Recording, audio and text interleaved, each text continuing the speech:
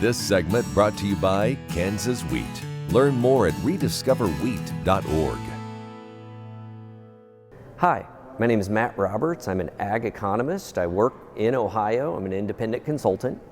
Excited to be here in Manhattan, Kansas today to talk about the economy, the overall state of the economy, and the ag economy. And more than anything, I'm just excited for it not to be 2019. It's kind of crazy. I think it's a strong statement just how bad of a year it was, that we are this excited about moving into an election year. So today, what I talked about the most is really the state of the overall, the macroeconomy, interest rates, growth, and also kind of the big picture of the agricultural economy. When we look at the macroeconomy, the things that stand out are it remains strong. Growth is maybe a little slower than we'd like it, but it's still very solid. It's very consumer driven. We still haven't seen a big improvement in investment like we'd like to see, and the reason economists like business investment is that tends to show multiple more years of growth remaining. Typically at the end of expansions is when we see it very consumer driven. We're much more consumer driven now, but we're at the longest expansion in history. So it's not surprising that we're probably at the end, nearing the end of that. We continue to see interest rates stay low. Interest rates are currently markets project no change in short-term interest rates for the next 2 years, all the way through the end of 2021. And this is important, particularly for agriculture, because agriculture does rely so much on operating finance. Whether we're talking crops, whether we're talking cattle, the entire industry matters a lot. But it's not just a short-term rate thing. Short-term rates, low, look like they'll be stable. Even when we look at long-term rates continue to bump around below 2% on the 10-year Treasury. On one hand, that's great if you are borrowing, if you're investing, if you're needing that kind of money. It means that those investment loans are very inexpensive. On the other hand, the problem is when we see short-term rates and long-term rates that are that similar, sometimes even long-term rates below those short-term rates, it's a very, very strong indicator that recession is coming in the next 18 months.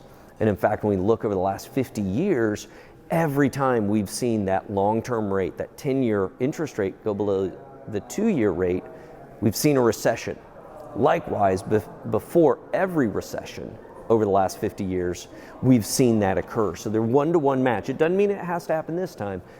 History shows it's probably going to happen in the next year and a half. Just to be clear, recessions don't always look like the great financial crisis. That was extreme. We wouldn't expect anything that severe. When we turn to agriculture, the primary things on ag are we're in sort of year 5 of this great agricultural reset. Relatively large supplies without a lot of demand growth there to suck those supplies up. And that has led to kind of prices remaining in the doldrums, particularly once we had the trade war take off and once we had ASF take off in China, that really blunted that demand growth for soybeans that we had seen in the earlier part of the decade. Now, as we go into 2020, we just had the phase 1 deal signed with China. We had the USMCA take another step forward. So we'd like to think we're through the worst of some of that demand stagnation. I think the market has so far really, I think it probably was a little overly optimistic in how fast that phase 1 deal would result in new sales. And the combination of the fact we're in the Chinese New Year, we're in that period of the year when we don't typically ink a lot of new sales to China. Brazil's usually inking it. We're shipping them. We're usually shipping sales we had arranged a few months ago.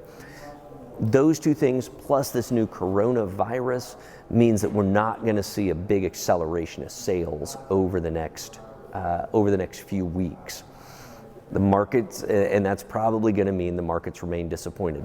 I think through the back half of the marketing year, we will see those sales pick up. We'll see a little more strength return to prices. The market's going to remain skittish until some of that pen gets put to paper. So, I just want to take a moment to thank Ag Risk Solutions for putting today's workshop on and for having me out here. It's always a pleasure. And I wish all of you a good 2020. I hope your crops do well and stay safe out there on the farm. Thank you very much.